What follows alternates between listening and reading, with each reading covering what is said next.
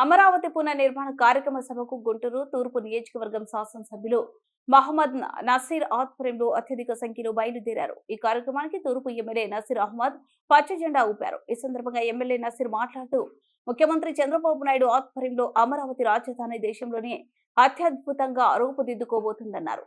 ఈ కార్యక్రమంలో జమీర్ మజహరుద్దీన్ తో పార్టీ నేతలు పాల్గొన్నారు.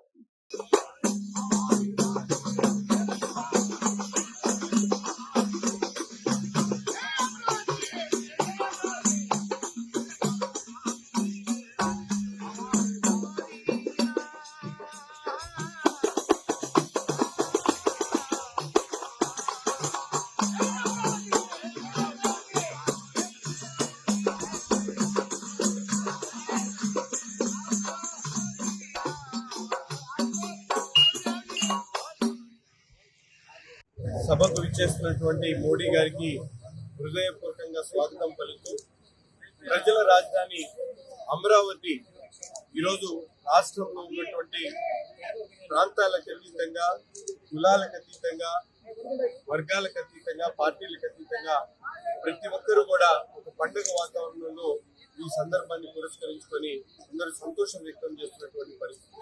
ఎందుకంటే గత 5 సంవత్సరాల్లో రాజధాని లేనటువంటి రాష్ట్రంగా ప్రపంచంలోనే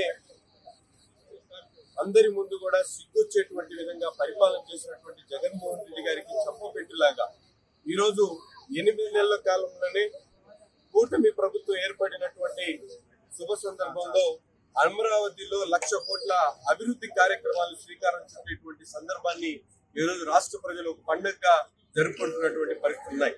ముఖ్యంగా గుంటూరు తూర్పు నియోజకవర్గంలో ప్రతి వీధి నుంచి, ప్రతి ఇంటి నుంచి కూడా ఒక వ్యక్తి కూటమి ప్రభుత్వానికి చంద్రబాబు నాయుడు గారి నాయకత్వాన్ని బలపరుస్తూ ఈరోజు స్వచ్ఛందంగా ముందుకొచ్చి వేలాది మంది ఆ సందర్భాన్ని పురస్కరించుకొని అమరావతి బయలుదేరినటువంటి పరిస్థితులు ఉన్నాయి. ఎవ్వరు కూడా వర్గాలకు కానీ, కులాలకు కానీ, మతాలకు కానీ అతీతంగా ఈరోజు అమరావతి పునర్నిర్మాణ కార్యక్రమంలో భాగస్వాములు కావాలని చెప్పి వేలాది మంది తరలి వస్తున్నటువంటి పరిస్థితులు. ప్రభుత్వం తరఫున బస్సులు ఏర్పాటు చేసిన స్వచ్ఛందంగా కార్లు, ఆటోలు, 2 వీలర్స్ మీద కూడా లక్షలాది మంది మన ప్రాంతం నుంచి బయలుదేరడం చాలా సంతోషం అనేటువంటి విషయం. ఈ అమరావతి రాష్ట్రానికి ఒక పునర్నిర్మాణం చేసేటువంటి అమరావతి కార్యక్రమం రాష్ట్రానికి ఒక అభివృద్ధికి ఒక ఇంజన్ లాగా పనిచేస్తుందని చెప్పి మనస్ఫూర్తిగా భావిస్తూ చంద్రబాబు నాయుడు గారి నాయకత్వాన్ని, మోడీ గారి నాయకత్వాన్ని, పవన్ కళ్యాణ్ గారి నాయకత్వాన్ని సమర్థిస్తూ ఈ రాష్ట్ర అభివృద్ధిని దేశంలోనే అగ్రగామి రాష్ట్రంగా ఆంధ్రప్రదేశ్ ని తీర్చిదిద్దడానికి ఇది ఒక శుభదినం అని చెప్పి మేము అందరం కూడా భావిస్తా ఉన్నాం. జై చంద్రబాబు.